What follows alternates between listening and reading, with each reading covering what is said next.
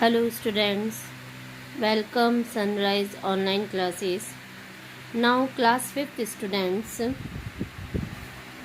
in previous video we learned about exercise 10.1. Okay, उस exercise के अंदर हमने करेंसी के बारे में पढ़ा था. ओके, करेंसी के बारे में कि कैसे हम करेंसी के साथ में एडिशन कर सकते हैं, subtraction, multiplication and division. Okay, now आज हम उसी के आगे जो एक्सरसाइज पढ़ रहे हैं, एक्सरसाइज 10.2. ओके, इस एक्सरसाइज के अंदर हमें बिल बनाना सीखना है. ये मोस्ट इम्पॉर्टेंट है, एग्ज़ाम में इसका 110% क्वेश्चन बनता ही है. ओके, तो बिल बनाने में बहुत से बच्चों की मिस्टेक्स भी होती हैं. किन किन बातों का आपको ध्यान में रखना है उसको स्टेप बाय स्टेप मैं आपको बताऊंगी, तो प्लीज़ आप बहुत केयरफुली इसको सुनेंगे. ओके, नाउ स्टार्ट करते हैं. अब हम देखिए, सबसे पहले बिल बनाने के लिए हमें किस किस बातों का ध्यान रखना होता है, सबसे पहले हम उसको सीखेंगे. उसके बाद ही हम क्वेश्चन रीड करेंगे. यहाँ मैंने एक बिल का ब्लैंक फॉर्मेट बना रखा है. नॉर्मली आप भी जब आप मार्केट जाते हैं तो मार्केट में आपको ये सब चीज़ें, बिल आपने देखा ही होगा. ओके, या आपके पास घर पर कोई पुराना बिल पड़ा है तो आप उसको उठाकर देख सकते हैं, तो आपको समझ में आ जाएगा. तो सबसे पहले हमें बिल पर क्या होता है, जहाँ से हम सामान खरीदते हैं उसका नाम होता है. ओके, तो इट मीन्स ये हमने जो इस क्वेश्चन है बिग बाज़ार से माल खरीदा है, तो मैंने यहाँ बिग बाज़ार जयपुर लिखा है. ओके, फिर उनका एक बिल नंबर होता है. ओके, कस्टमर नेम, जिसको वो बेच रहे हैं, मतलब अगर हम माल खरीद रहे हैं तो वो हमारा नाम यहाँ लिखेगा. जब हम उनसे व्यवहार कर रहे हैं, माल ले रहे हैं, तो उस दिन की डेट आ जाएगी. हमारे यहाँ पर फ़ोन नंबर दिए जाते हैं. ठीक है, या किसी किसी बिल पर उनके खुद के फ़ोन नंबर यहाँ पर भी होते हैं. दोनों ही चीज़ें हैं. आजकल कस्टमर का फ़ोन नंबर लेने का पैटर्न हो गया है, इसलिए ये ऑप्शन यहाँ दिया गया है. तो ये जो फॉर्मेलिटीज़ है उसका ऑलरेडी 1 मार्क्स आपका होता ही है. तो ये फॉर्मेलिटीज़ आपको प्लीज़ अच्छे से पता होनी चाहिए. नॉर्मली आप बिल देखते तो ये सारी चीज़ें नज़र आपको आती ही है. पहला तो बिग बाज़ार नाम होना चाहिए, शॉप वाले का बिल नंबर होना चाहिए, कस्टमर का नेम होना चाहिए, डेट, ये तो कंपलसरी है. ओके, अब यहाँ बात क्या करते हैं, एक तो सीरियल नंबर, हम क्या क्या सामान खरीदेंगे तो सीरियल नंबर आ जाएंगे. डिस्क्रिप्शन, जो सामान खरीदा है, कितनी क्वांटिटी में खरीदा है, जैसे साबुन है तो 6 साबुन खरीदे तो 6 क्वांटिटी. कॉस्ट पर यूनिट, तो एक की कॉस्ट क्या है और फिर टोटल की कॉस्ट क्या होगी. जैसे अगर हमने सपोज़ कोई रिन साबुन खरीदा तो 6 खरीदे हैं, एक साबुन 10 रुपये का है तो 6 साबुन की कॉस्ट कितनी हो जाएगी, 60. तो यहाँ तो क्वांटिटी तो कितनी हो गई, 6, कॉस्ट कितनी हो जाएगी, 10 रुपीज़. एक की कॉस्ट कितनी, 10 रुपीज़, और टोटल कितना पे कर रहे हैं हम, 60 रुपीज़. ओके, तो इस तरीके से ये सारे कॉलम फिल किए जाएंगे. तो पहले अब हम क्वेश्चन देखते हैं और उसके बेस पर इस टेबल को हम फिल करेंगे. आई होप आपको ये फॉर्मेट अब समझ में आ गया होगा. तो नाउ सबसे पहले देखते हैं अब हम, mister Ajay went to Big Bazaar and bought. Big Bazaar गया तो हमने यहाँ पर ये बिग बाज़ार का बिल हो गया. ओके, अब क्या क्या खरीदा है इसको हम ध्यान से पढ़ेंगे. 10 kg फ्लोर, कितना केजी खरीदा है, 10 kg. Eight the rate 20. यहाँ इस क्वेश्चन को बहुत ध्यान से समझिएगा. आपको एट द रेट दिया है, मतलब कि एक की कॉस्ट दी है, मतलब 1 kg. एट द रेट का मतलब क्या होता है, मैं यहाँ लिख भी देती हूँ, 1 यूनिट का होता है. ओके, 1 यूनिट का होता है. तो यहाँ यूनिट किस में है, केजी में है, तो इसलिए मैंने लिख दिया 1 kg. 1 kg 20 रुपये का है, तो 10 kg की आपको निकालनी पड़ेगी.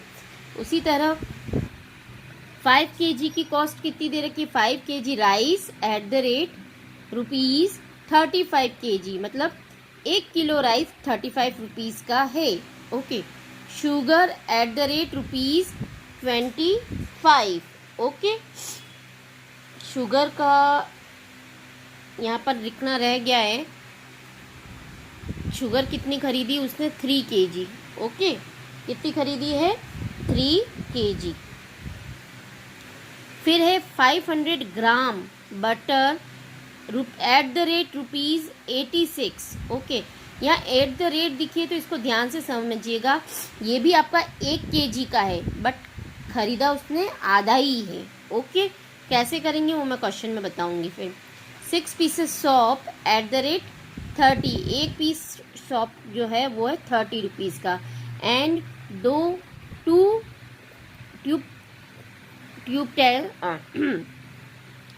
ट्यूब पेस्ट है ना, 2 ट्यूब टूथपेस्ट की खरीदी है Closeup at the rate ₹50। Prepare the bill for the mister Ajay. तो सबसे पहले हम एक एक क्वांटिटी को ध्यान से उठाते हैं, कोई चीज़ आपकी मिसिंग नहीं होनी चाहिए, नहीं तो लास्ट में टोटल रॉन्ग हो जाएगा। सबसे पहले उसने क्या खरीदा है, फ्लोर। तो मैं यहाँ लिख देती हूँ सीरियल नंबर पे फर्स्ट इसने क्या खरीदा है, फ्लोर। ठीक है, कितने क्वांटिटी खरीदी थी, 10 kg। Okay, cost per unit देख लेते हैं, 10 kg खरीदी थी, एक kg की कॉस्ट कितनी है, 20। तब अब हमें इसको यहाँ क्या करना पड़ेगा, मल्टीप्लाई करना होगा। तो कितना हो जाएगा, 10 को 20 से मल्टीप्लाई करते हैं तो कितना हो जाता है, 200। एक बात यहाँ ध्यान रखिएगा, यहाँ पर नंबर जितना अच्छा होगा उसी के नीचे आए, तो इधर उधर होंगे तो मिस्टेक्स टोटल करने में हो जाएगी। ओके, चलिए अब वापस देखते हैं। फ्लोर के बाद क्या खरीदा उसने, राइस। कितना, 5 kg 35 एट द रेट। तो सेकंड नंबर पर हम लिखते हैं राइस, कितने kg खरीदा है उसने, 5। एक की कॉस्ट कितनी है, 35 रुपीज़। ओके, तो 5 को 35 से मल्टीप्लाई करेंगे, कितना आता है, 5 5 ज़ा 25, कैरी लगा 2, 5 3 ज़ा 15 और 16 17। ओके, नाउ नेक्स्ट राइस हो गया। फिर 3 kg इसने शुगर खरीदी थी, प्राइस कितनी थी, एट द रेट ₹22। तो नाउ थर्ड नंबर पर हम क्या लिखेंगे, शुगर। कितनी kg, 3 kg, ₹22। ना उसको अब हम मल्टीप्लाई करते हैं तो 66। प्लीज़ नंबर के नीचे ही नंबर आप लिखिएगा। फोर्थ पे अब क्या खरीदा था उसने, बटर। यहाँ ध्यान से देखिएगा, बटर इसने आधा किलो ही खरीदा है, 500 ग्राम। बट यहाँ जो एट द रेट दे रखा है तो मतलब ये 1 kg की कॉस्ट है 86। तो मैं यहाँ लिख देती हूँ बटर कितना खरीदा है, 500 ग्राम। रुपीज़ कितना है पूरे का, 86। बट यहाँ पर ये 1 kg का है तो आधा करना है इसको, क्योंकि उसने आधा ही खरीदा है। तो आधे का रेट कितना हो जाएगा, 86 का आधा कितना होता है, 43। ये आप ध्यान रखिएगा। ओके, 1 किलो की जगह उसने कितना खरीदा है, 500 ग्राम ही खरीदा है। ओके, बटर हो गया। अब क्या खरीदा उसने, 6 पीसेस सॉप खरीदे हैं एट द रेट 30। तो अब मैं यहाँ लिखती हूँ सॉप कितने पीसेस, तो यहाँ लिख देंगे 6 पीसेस। ओके, रुपीज़ कितनी की थी, 30। तो टोटल प्राइस कितना हो गया, 186, 3 ज़ा 18। नाउ लास्ट उसने क्या खरीदा था, टूथपेस्ट। क्या खरीदा था, टूथपेस्ट। वो भी कितने खरीदे थे, 2 पीसेस। एक पीस के कॉस्ट कितनी थी, ये रहा, 2 टूथपेस्ट खरीदे हैं क्लोजअप के, वो भी कितने के हैं, 50। एक कितने का है, ₹50। तो 2 की कॉस्ट कितनी हो गई, 100। ओके, अब हमारा सारा सामान हो चुका है। अब हमें यहाँ क्या करना है, इस तरीके से हम लाइन खींच के इसको क्लोज कर देंगे। ओके, और यहाँ हम क्या करेंगे, इसकी पूरे की टोटल लगाएंगे। तो सबसे पहले हम मंथ्स प्लेस के लगाते हैं, 5 और 6 11 और 3 14, कैरी लगा 1, 7 और 1 8 और 6 14 और 4 18 18 सॉरी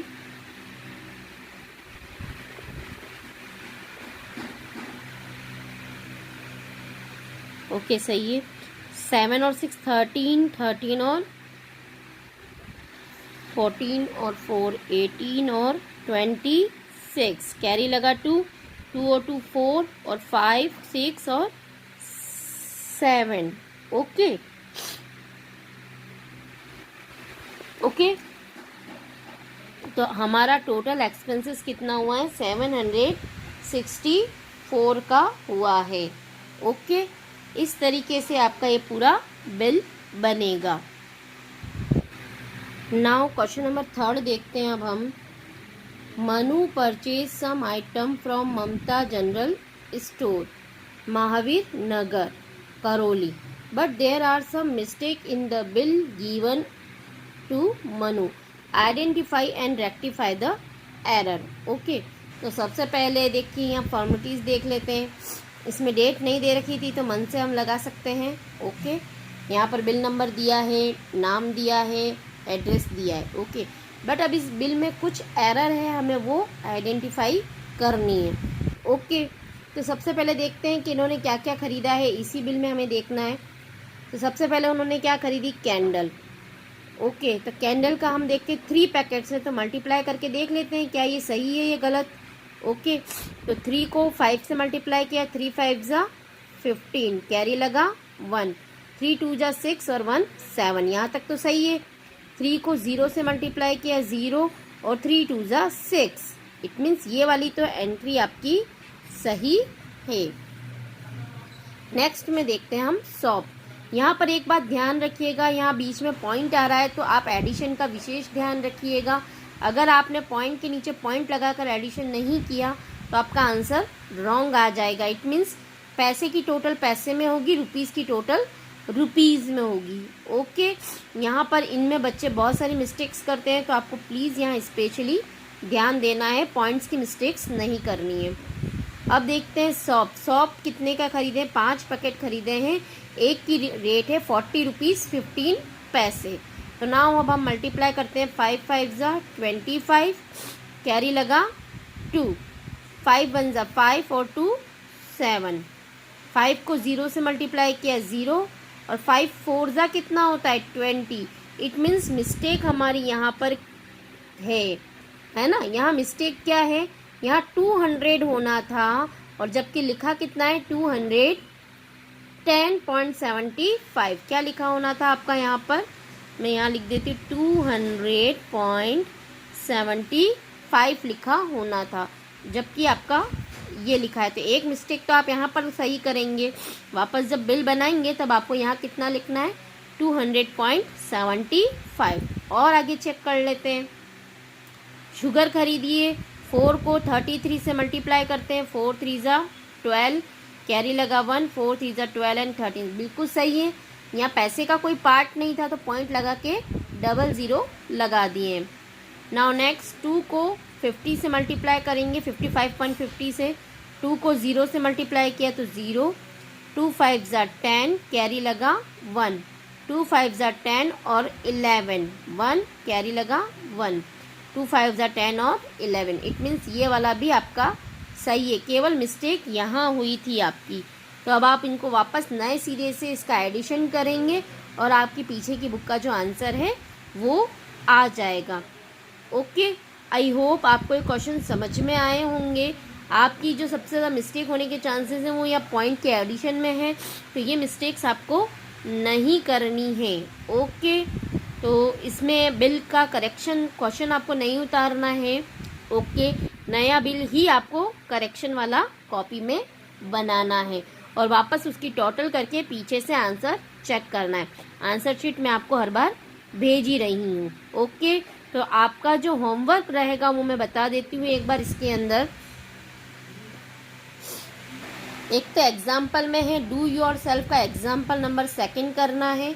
ओके, फिर एक्सरसाइज 10.2 के क्वेश्चन नंबर 1 2 3 और 4 क्वेश्चन आपको करने हैं। ओके, फिर भी अगर किसी को कोई प्रॉब्लम आती है तो आप मुझसे कंसल्ट कर सकते हैं।